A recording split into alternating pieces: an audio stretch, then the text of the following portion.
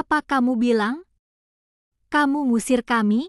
Suara Bu Sulis melengking, nadanya naik 1 oktav. Kamu sudah tidak punya tata krama ya? Fir, di mana kamu taruh hormatmu pada orang tua? Ini rumah anakku juga. Safira tertawa sinis, sebuah tawa yang terdengar dingin dan asing di telinga mereka. Hormat itu diberikan pada mereka yang tahu cara menghargai. Bu, dan tolong luruskan ingatanmu. Ini bukan rumah Mas Bagas. Ini rumahku. Bagas berdiri, mencoba mendekat dengan wajah memerah. Berusaha mengintimidasi dengan gestur tubuhnya. Fir, jangan keterlaluan. Kita ini keluarga. Tidak pantas kamu bicara soal usir-mengusir di depan ibu dan Siska. Malu didengar tetangga. Malu? Safira menatap Bagas tajam. Harusnya kamu yang malu, Mas. Sudah 3 bulan kamu menganggur. Apa aku ada masalah sama itu? Enggak. Gengsimu setinggi langit soal kerjaan. Apa aku ada masalah? Enggak juga. Tapi sayangnya kamu dan keluargamu gak tahu diri. Kamu, ibu, dan Siska tahu betul siapa yang membeli rumah ini.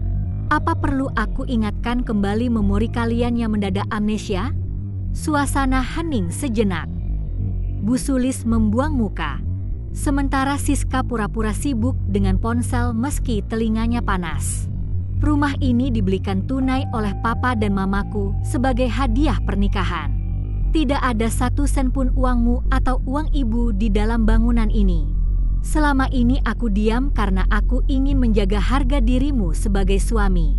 Tapi ternyata diamku malah membuat kalian melunjak dan merasa menjadi pemilik sah di sini lalu menginjak-injak harga diriku seenak hati kalian. Apa aku harus tetap diam saja? Halah. Meskipun itu dari orang tuamu. Tapi kalau kamu sudah jadi istri Bagas, ya harta istri itu otomatis jadi hak suami juga. Sahut Bu Sulis tidak mau kalah, menggunakan dalih kolot untuk membenarkan posisi anaknya. Ibu dulu juga begitu.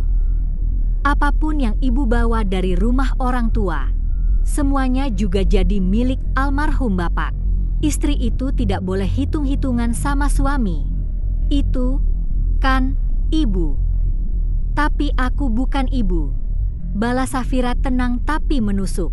Dan zaman sudah berubah, Bu. Di dalam hukum maupun agama, harta bawaan istri tetap milik istri. Aku berbagi rumah ini dengan kalian karena kasih sayang. Tapi karena kalian membalasnya dengan penindasan, maka fasilitas ini resmi aku cabut. Aku sudah cukup bersabar melihat ibu memuja-muja Mas Bagas seolah dia raja. Padahal untuk makan dan bayar biaya hidup kalian saja, kalian masih menengadahkan tangan padaku. Safira, jaga mulutmu. Kamu mau jadi istri durhaka? Teriak Bu Sulis sambil memukul meja. Durhaka adalah ketika seorang suami membiarkan istrinya diperbudak dan dizalimi sementara dia duduk santai berpangku tangan melihatnya. Bentak Safira balik, membuat Bu Sulis terbungkam. Sudah, aku berangkat kantor sekarang. Aku tidak mau tahu. Saat aku pulang sore nanti, kalian semua sudah harus angkat kaki dari sini. Safira melangkah menuju meja makan, mengambil tas kerjanya dengan kasar, tidak peduli pada darah di jarinya yang sudah mengering.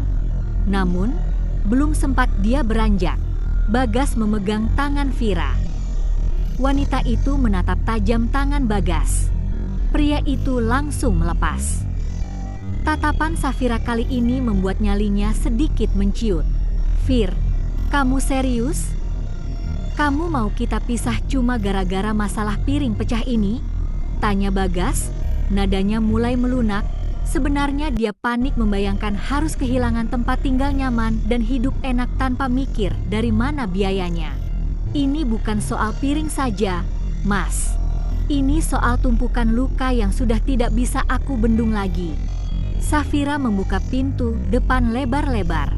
Bawa semua baju kalian. Jangan ada yang tersisa.